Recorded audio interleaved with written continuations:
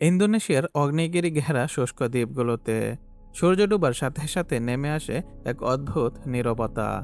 সেই নীরবতার মাঝে লুকিয়ে থাকে এক প্রাচীন শিকারী, দেখতে যেন ডাইনোসর যুগ থেকে উঠে আসা কোনো জীবন্ত ছায়া। বিশাল দেহ, শক্ত পেশি, করাতের মতো ধারালো দাঁত, আর এমন এক কামড় যা সঙ্গে সঙ্গে মারে না, বরং ধীরে ধীরে নিশ্চিত করে মৃত্যু। এটা কোনো কল্প কাহিনী নয়, এটি পৃথিবীর সবচেয়ে বড় টিকটিকি কমোডো ড্রাগন। অনেকে একে শুধু বিশাল সরীসৃপ মনে করে, কিন্তু বাস্তবতা হলো এর লালায় রয়েছে শক্তিশালী বিষ, যা শিকারকে দ্রুত দুর্বল করে ফেলে। আহত হরিণ হোক বা বড় কোনো প্রাণী, একবার কামড় বসালে মৃত্যু যেন কেবল সময়ের অপেক্ষা। ইন্দোনেশিয়ার কমোডো আইল্যান্ড সহ আশেপাশের কয়েকটি দ্বীপে টিকে থাকা এই প্রাণী যেন আমাদের পৃথিবীর আদিম ইতিহাসের জীবন্ত স্মারক। প্রশ্ন হলো, কিভাবে হাজার হাজার বছর ধরে এরা টিকে আছে?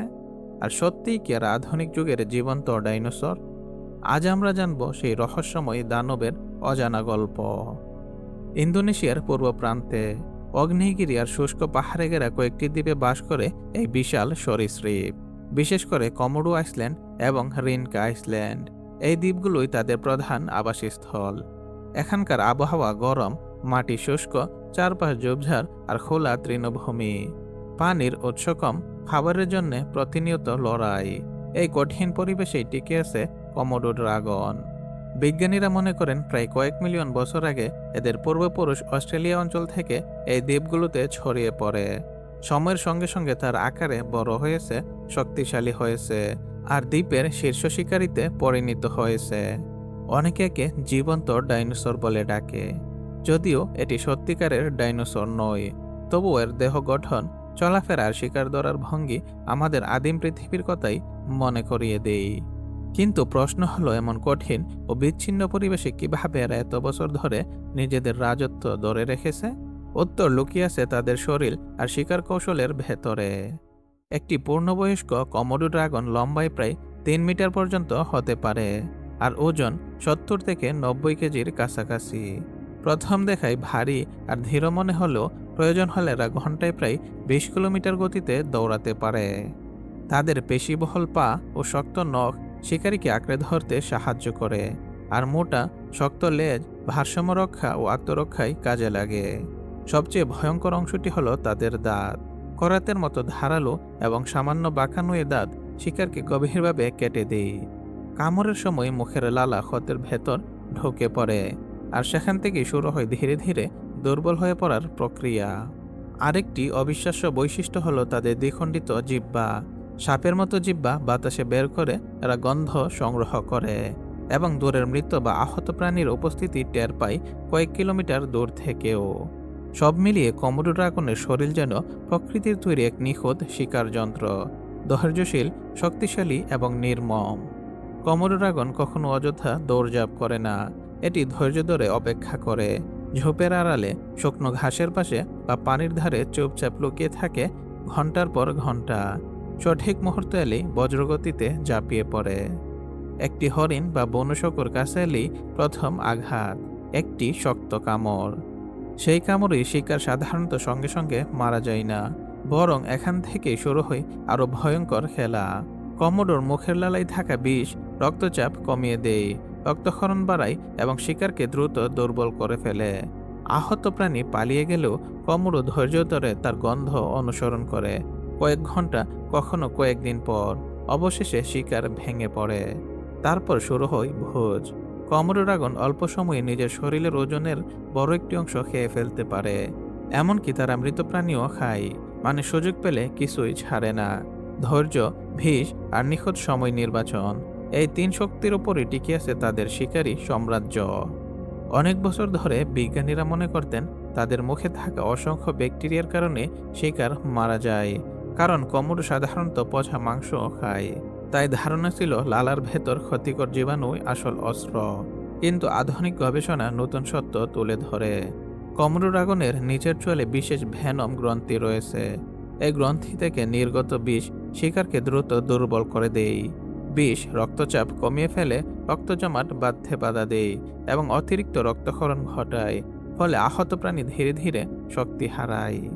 মানে এটা শুধু দাঁতের আঘাত নয়, এটা এক ধরনের জৈবিক কৌশল। প্রথমে গভীর ক্ষত, তারপর বিষের কাজ। সবচেয়ে ভয়ঙ্কর ব্যাপার হলো কমোডোকে বেশি শক্তি খরচ করতে হয় না। একবার কামড় বসে সে ধৈর্য ধরে অপেক্ষা করে। প্রকৃতি যেন তাকে শিখিয়েছে শক্তির চেয়ে ধৈর্যই বড় অস্ত্র। তাই কমোডো ড্রাগনের কামড় শুধু আক্রমণ নয়, বরং পরিকল্পিত ও বৈজ্ঞানিকভাবে কার্যকর এক শিকারী কৌশল। মানুষের সাথে কমোডো ড্রাগনের সম্পর্ক সবসময় শান্তিপূর্ণ নয়। ইন্দোনেশিয়ার কিছু এলাকায়, বিশেষ করে কমোডো ন্যাশনাল পার্কে, পর্যটকেরা গাইড ছাড়া চলাচল করতে পারেন না, কারণ এই বিশাল সরীসৃপ হঠাৎ আক্রমণ করতেও পারে। যদিও মানুষের উপর হামলার ঘটনা খুবই বিরল, তবুও স্থানীয়রা জানে এদের এলাকা মানেই সতর্কতা। এখানে মানুষ অতিথি, আর কমোডোই প্রকৃত শাসক। এবার আসি তাদের টিকে থাকার রহস্যে।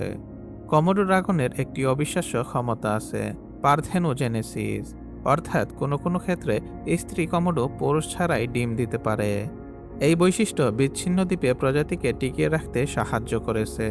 সাধারণত তারা মাটিতে ডিম পাড়ে, আর বাচ্চারা ফুটে বের হওয়ার পর বেশ ঝুঁকির মধ্যে থাকে।